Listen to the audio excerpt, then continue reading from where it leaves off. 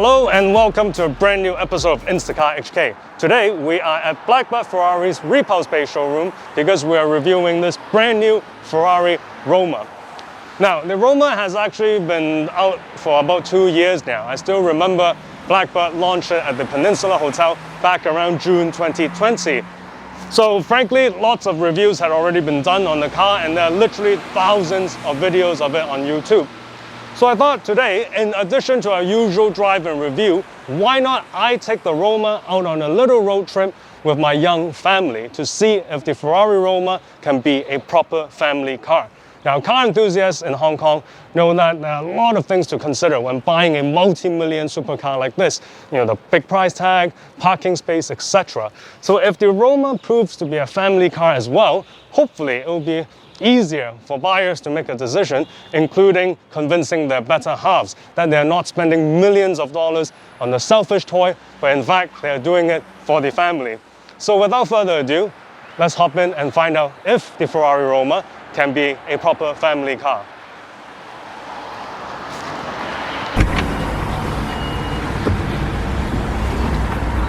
So, the first thing I want to talk about is the price of this car. When this car was originally launched in Hong Kong, it was actually had a very competitive price. If I remember correctly, it was just shy of 3 million Hong Kong dollars for the base price. I think it was 2.98 or 2.99, something like that. However, unfortunately, that did not last long because the government increased the first registration tax shortly after that. So the base car now is 3.19 million for base. And the car we have today, I'm just bringing out the options list, has a number of pretty cool options. There's the Giallo Moderna brake calipers, there's the prancing horse on the headrest, sport exhaust pipe, carbon fiber steering wheel with the LED shifting lights. Now that's something I'm quite looking forward to because I always thought they looked very cool, but obviously the Ferraris that I have do not have such technology because they're all older. There's the Scuderia Ferrari shields on the fender, dual mode suspension system, surround view, outer, electrochromic rear view mirrors, and Apple CarPlay. So all these options added together is about $516,000. So the total value of this car, options plus base, is 3.8 million, 3.836 million, which is quite a lot. So a very valuable car, you will have to be careful with it.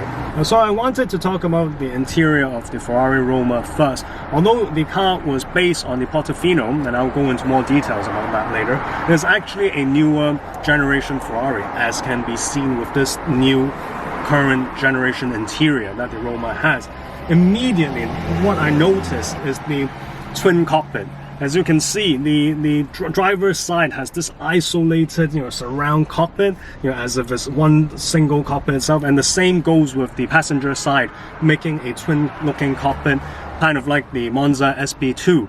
And secondly, this whole touchscreen, iPad-looking touchscreen, that is what I mean with the latest generation Ferrari interior. And the controls here with the reverse, auto and manual controls, Ferrari did this design which mimics the classic Ferrari open-gated shifter. This actually first appeared in the SF90, but is also in the Roma. Now, some classic car enthusiasts find this design a bit tacky. Personally, I do like it because I think it's good that Ferrari gives a nod to its iconic open-gated shifter, which of course I'm very familiar with. The front, of course, there's an LED screen to show the speed and RPM and whatnot, and this steering wheel has the latest Ferrari steering wheel where they put all the buttons, most of the buttons in the steering wheel. And they started that since the 458, so in that sense it's nothing new. Now, one unexpected advantage of having all the buttons on the steering wheel is that it's a lot easier to disinfect. Now, we're still going through the pandemic, and disinfecting cars has been a regular routine of daily life. And while I was disinfecting it just now before filming, I realized it's so much easier to disinfect, because all the buttons are on the steering wheel. So once you're done with the steering wheel, you're done with like half of the disinfection of the car's interior.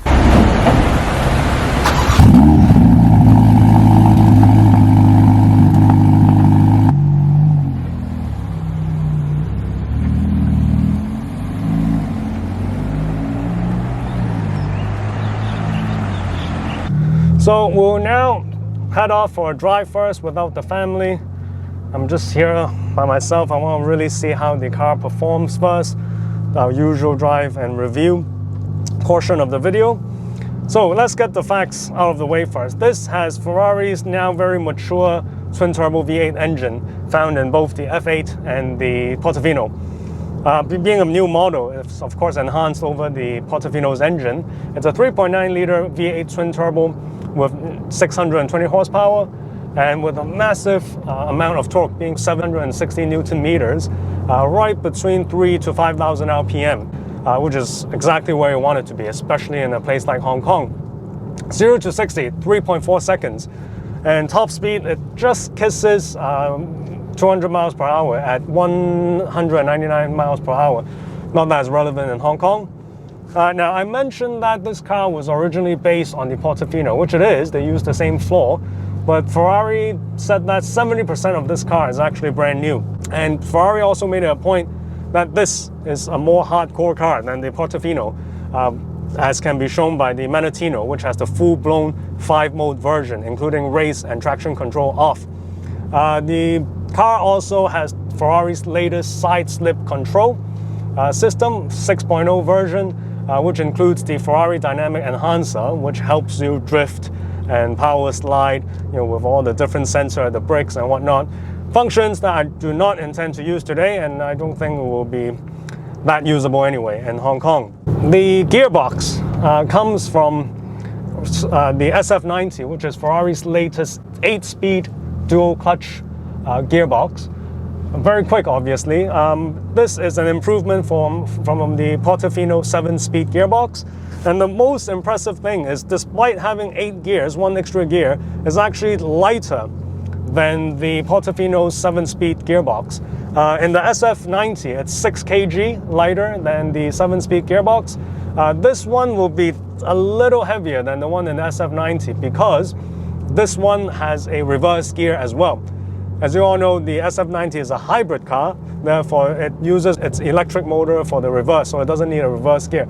This is obviously not a hybrid, it's a twin-turbo car, combustion engine, so it will require the reverse gear, which will make it slightly heavier than the one in the SF90, but nevertheless still lighter than the old 7-speed gearbox, which is quite impressive. The gearbox, again, very mature now with Ferrari with the dual clutch, very smooth. I'm on auto now because we have some traffic, and it really doesn't have any sort of discomfort or any knocks or anything. It just drives like a very comfortable, normal car with a very smooth gearbox. So the Roma, it's supposed to be the entry model. It's not as huge as the 812. Generally, it's smaller, relatively smaller, especially for cars today. But being a modern car, it's still quite big. We're heading into Shekou now. You do feel the size. It's not a car that you can ignore the size. I'm very conscious about how close I am to the wall and whatnot. But nothing you cannot get used to. And generally, I think its size is still pretty decent for Hong Kong's roads. So now we've got some clear roads ahead, and it's time to see what this car can do. I'm going to put it in sports mode and also in manual. But I've heard that with the sports mode, even if you do it in automatic, the transmission is actually very smart. So I will go back to automatic later and speed. But let's try with manual first, since we are old school and like to do it ourselves. So let's unleash the 620 horsepower in the Roma.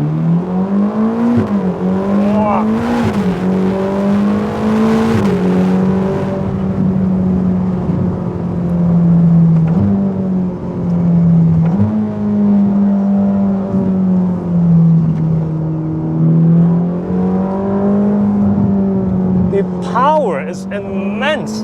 The car and the transmission, every gear you change, it just pushes you forward. I wasn't expecting this from a dual clutch, but it actually got more fuel than I anticipated. The steering, typical new Ferrari steering, it's quite light, but you do get used to it, and it's quite accurate. I mean, the torque is obviously more than enough in Hong Kong. With the straight line speed, wow!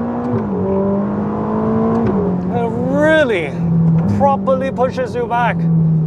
The brakes, ceramic brakes as it comes original with ceramic brakes, and it's so good, more than enough. One Ferrari magic I feel immediately is, and I said this about the car as old as the 550, and that is, once you're really stepping on it, you feel the size of the car shrinks around you, even in a narrow road like Shekou. I was saying just now when we were coming in slowly, the car feels big, but when you're really going at speed, it shrinks. It does not feel as big, and the size does not draw any attention to itself. Now, as I said, I'll try the auto mode. Just now the manual mode was very fun, very fast. So let's see in the auto mode if the transmission is smart enough to do what I expect it to do. We're now in third gear.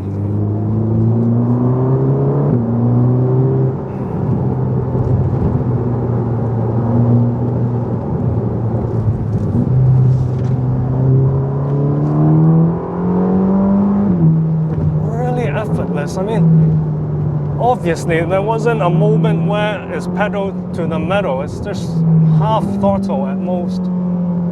Very sensitive gearbox. Once you brake, it knows how to downshift. Is very important, so you never feel you get overthrown into the corner because of the lack of engine braking. The transmission is definitely smart enough for that. Now, one thing is it does get, in automatic, it does go upshift quite a bit. I mean, we were doing sixth gear just now because I think in roads like these, you're not really going, pedal to the metal. So the transmission is not as aggressive as, if you're in the canyons or something where you can really step on it. So personally, in Hong Kong roads, I would prefer doing it manually because it's not the car's problem, it's Hong Kong's problem.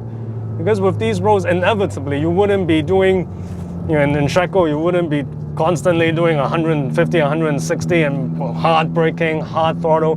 So the transmission does get tricked into going upshifting more than you like when you're not really stepping on, despite you already having a spirited drive to an extent that the road allows.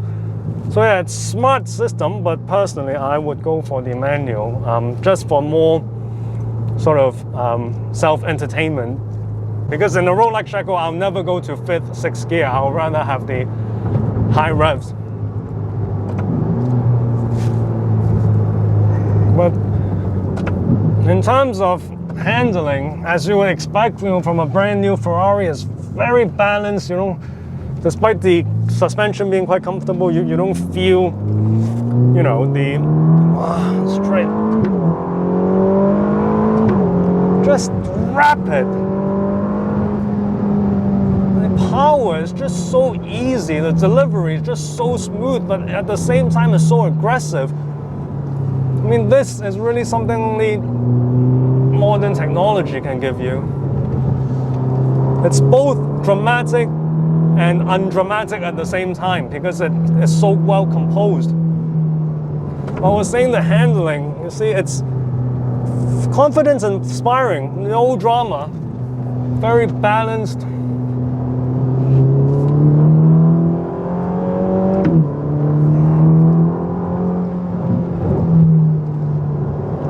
Brakes are good, you can really position into the corner before throwing the car in. Oh, 600.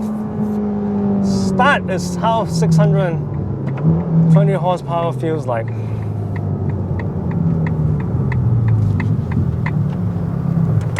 Oh, wow. Sorry, I need to catch my breath. That was exhilarating. I mean, I always criticize modern cars for not being dramatic or being very digital. And while that's still true, I mean, it's different from changing gears yourself and whatnot, but it does get your heart racing. I mean, a car like this going at speed, it's really fun. I do like it. And I think given the size and the power, really, this is quite fitting for Hong Kong. So yeah, now we're done with the fast driving, personal driving. Now it's time to go home, pick up my family, and start our family trip.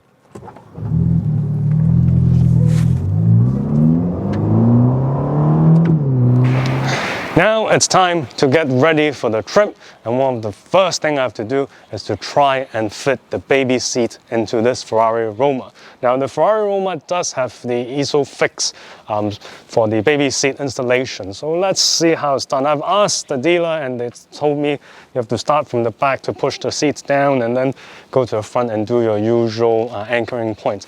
So let's find out how easy or hard it is.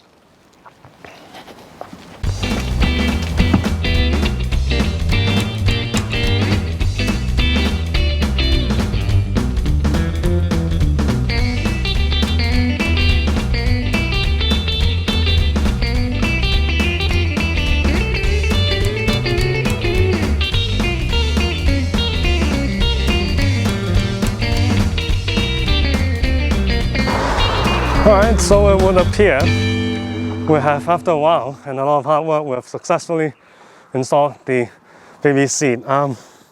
Is it particularly easy or hard? Not really. But then I realized all baby seats are very difficult to install for all cars because of the anchoring and the safety features. I'm just glad it made it. And looking at the space, it's a bit tight, but you can see the baby seat can fit, and without the passenger seat having to go too much forward. So without further ado, I think we can get on with the trip, get the baby down, put him in the Roma, and take him for a ride.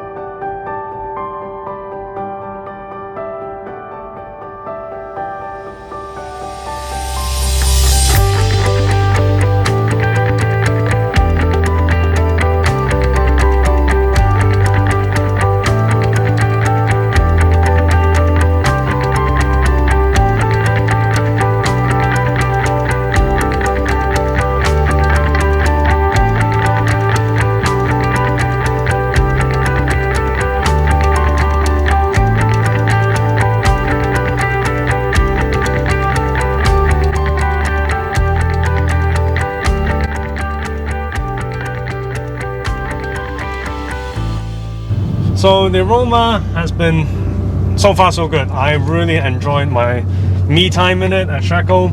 Had a really good drive in it. And then on the way here, the family enjoyed it a lot. My son, he was a bit intrigued with the new environment at first, but shortly after he went right to sleep and enjoyed the whole way coming here. So this shows that the Roma is comfortable enough for a 7-month-old baby to be able to fall asleep the whole way. Now we're going to put this car in the most stringent test of the day yet, and that is it a good enough family car for your missus to be able to drive it and to like it? So for the first time ever, I now have Mrs. InstacarHK right next to me for our first review, for her first review. She's a bit shy, so she's not going to get in the camera. But now, Mrs. InstacarHK, so you have had a few kilometers in this car already. We're obviously in auto mode, but tell me your first impressions. How does it feel?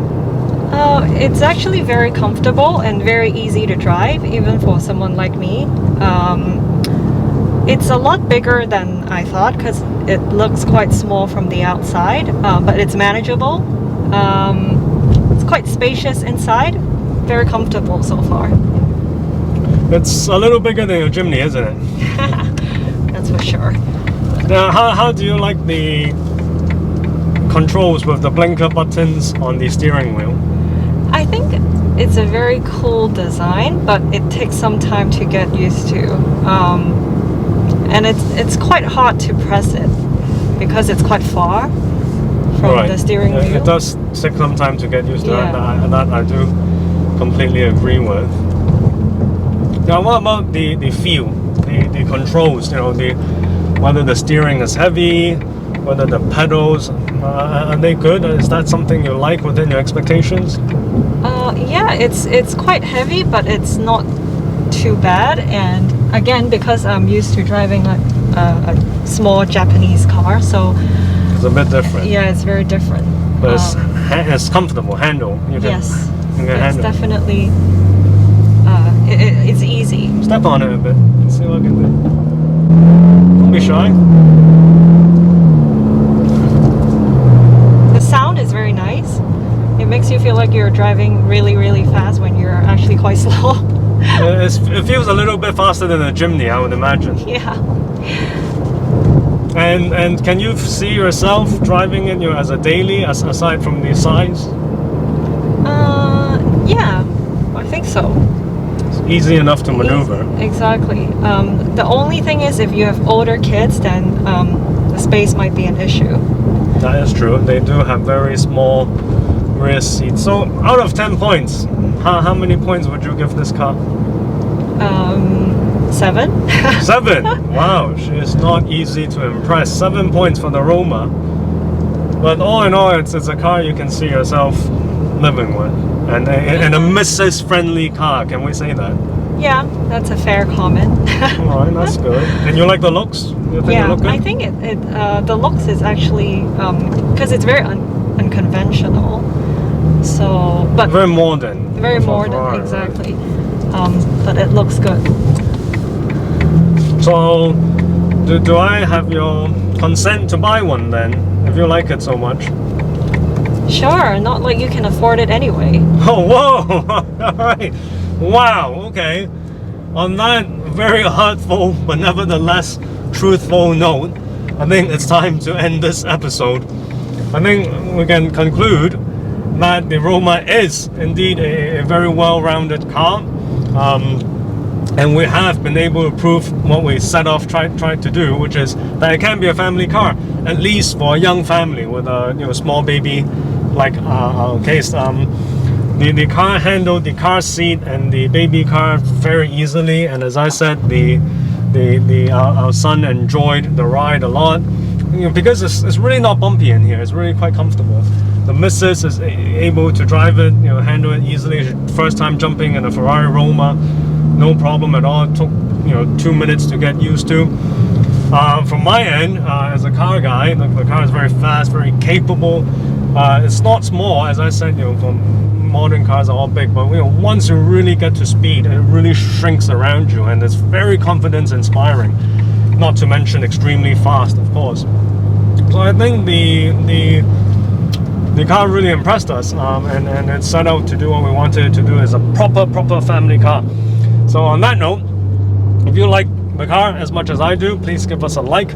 Please also subscribe and click the bell button so you know when our next video will be coming, which will be soon. And we want to give a special huge thank you to Blackbird Ferrari for generously lending us the Roma for a little family outing for us, which we thoroughly enjoyed. Thank you.